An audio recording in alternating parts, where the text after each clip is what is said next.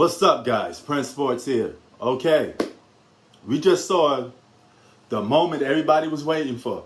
Andre Drummond and how he would fit with the Lakers. Well, guess what? His first day with the Lakers, his first game with the Lakers, he leaves an injury.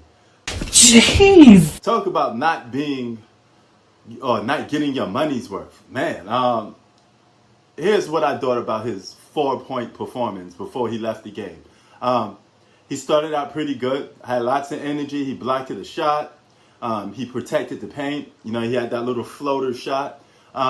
He was solid, but injuries for this Laker team is really devastating, man. It's just funny. It's like a curse of bad luck because these guys can't stay healthy. But it's just one game. There's no reason to overreact. It's just a little small toe injury. So maybe he missed 2 more games and then he come back. But what a letdown for your very first game representing for the Lakers, right?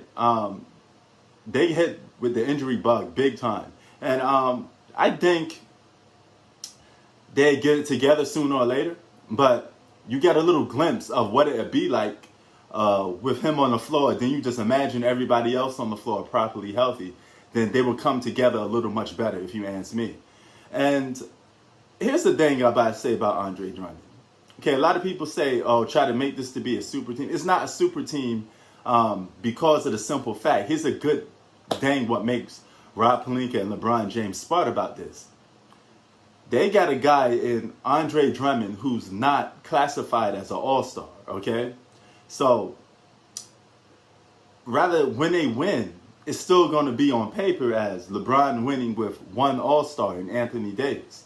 Okay, you're going to completely negate the fact that Andre Drummond is a borderline all-star. You know, you're either all-star or you're not. And technically, he's not.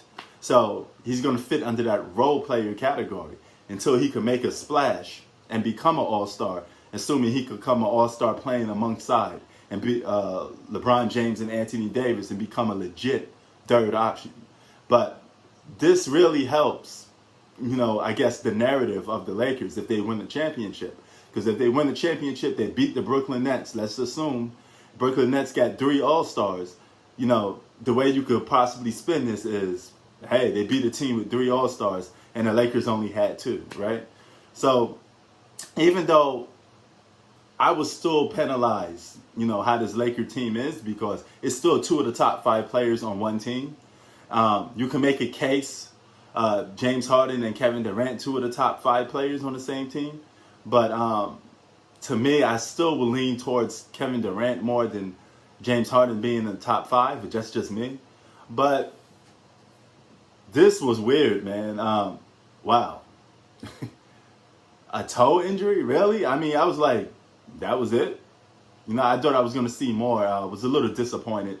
So if you wanted to see Andre Drummond, tonight was not tonight to really evaluate his performance. But if I had to rate it, I would say it showed a little bit promise, but it left more to be desired. So we got to see this Laker team get back on the map and start winning and get their players back. Because if they don't, they're going to keep going down and down in the rankings. And they're not going to play the Orlando Magic every single time. They're going to play a couple of good teams. And I had them 5-15. Okay, they won 2 games so far already. So if they win 3 more but lose the rest, my prediction would be right. But we got to see how it turns out. Prince Sports out. Peace.